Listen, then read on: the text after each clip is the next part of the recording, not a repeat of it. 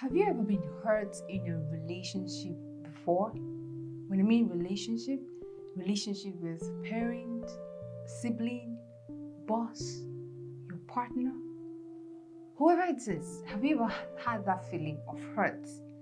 And what do you think was the cause? How were you able to handle it? Well, you're welcome to the Princess Amarachi show. Hello guys, how are you doing? My name is Princess Amarachi, and here on this show we discuss everyday growth, from what spans to our relationship, our career, our spiritual life as individuals, every aspect of our lives, that is what we'll discuss here. So we're continuing on the emotion series, and today we have this topic that is handling hurt in relationship.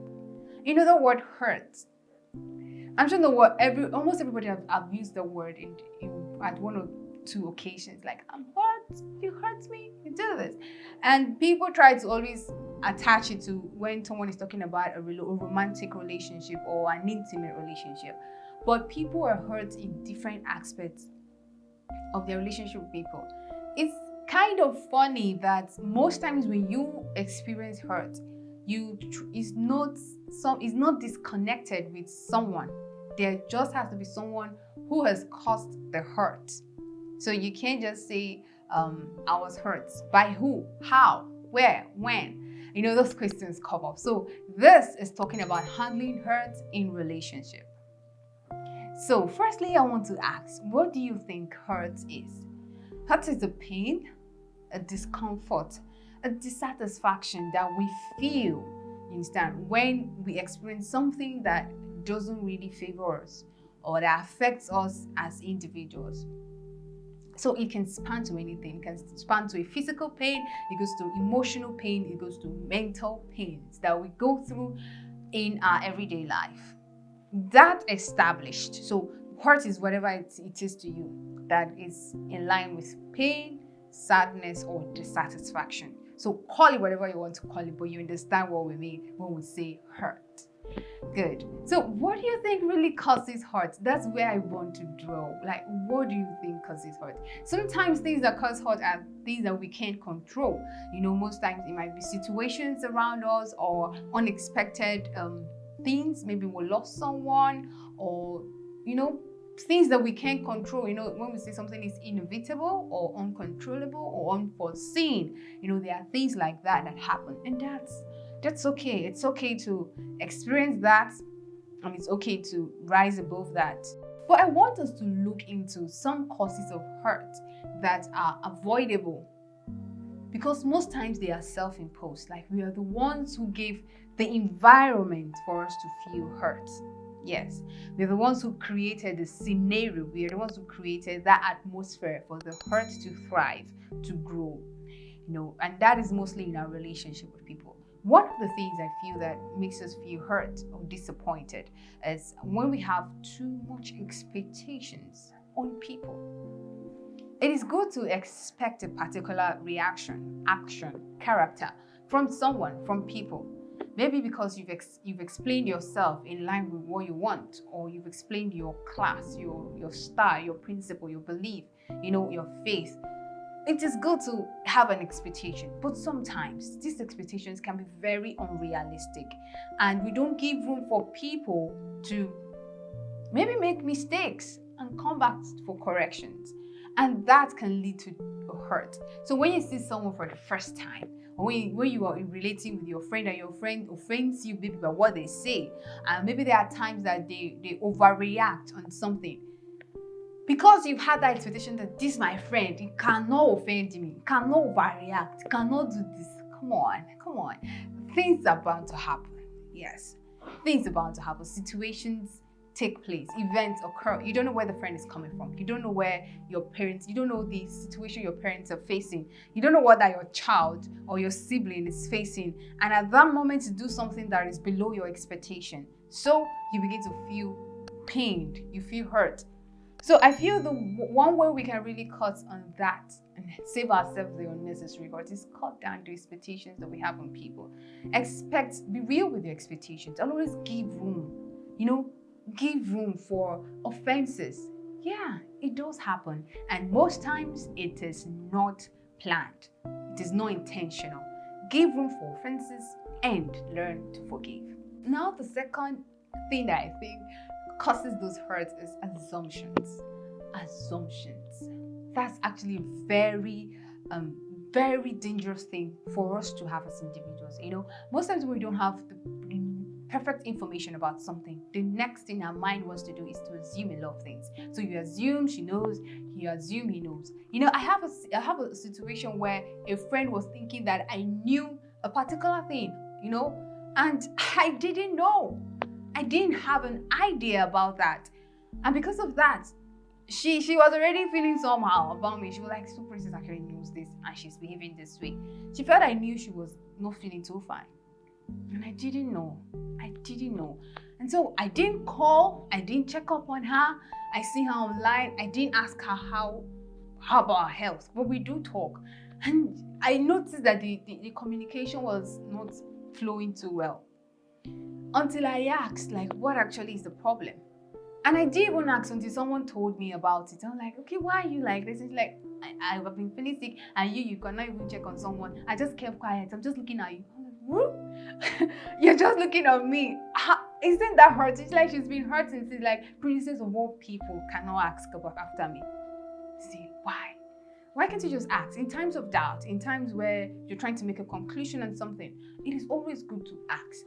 That simple act of asking can save you a lot of stress. It can save you a lot of stress. I know most times we feel like asking is going to seem like irrelevant, but it is actually relevant. In times of doubt, you see someone acting up, you see someone doing something, you see someone neglecting something, like acting in a way that is not expected.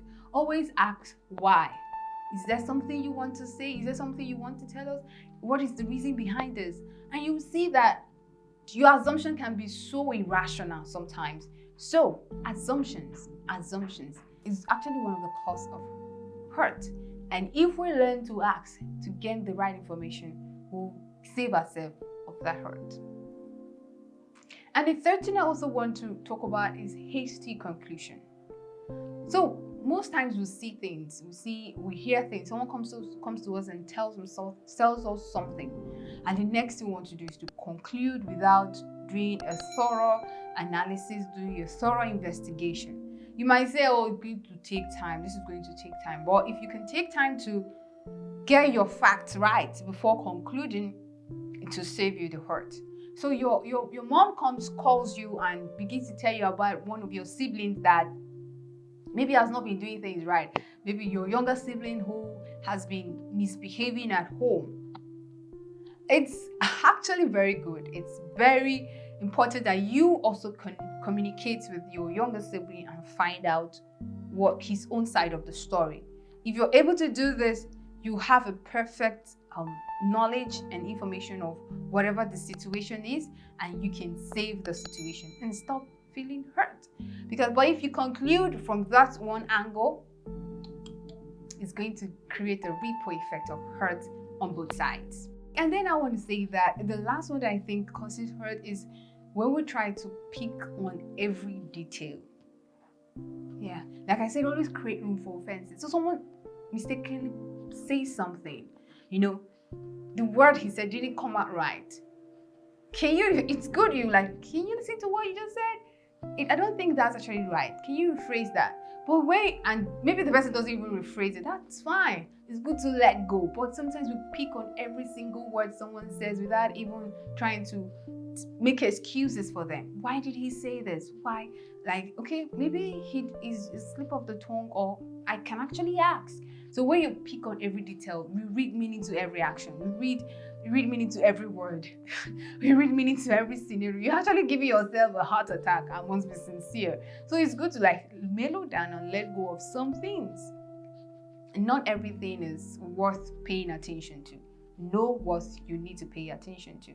Know what you need to focus on. Know what you need to look into. Not every story you hear from people needs to get you upset, needs to get your concentration. Sometimes you overlook them, and if you do, you will save yourself some things. If we're really exposed to all the things that we're supposed to know, Some of us, our mind will just be like this.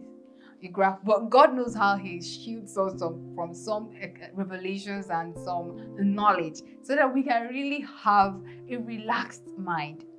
So don't always pick on every detail. It's hurting. It's hurting in this whole way. That's a way to save stress. Let go of some things. All right, so finally, how do we handle this hurt?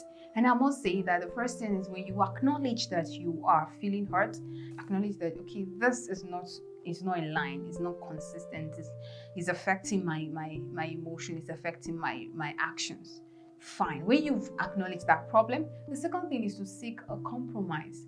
So don't go with a judgment already made up in your mind, just go with an open mind to find a solution to it. Because if you're already going with a judgment already made up in your mind, when you get there, even when someone is trying to strike a balance or create a favorable situation where you guys can strike a compromise, you won't say it.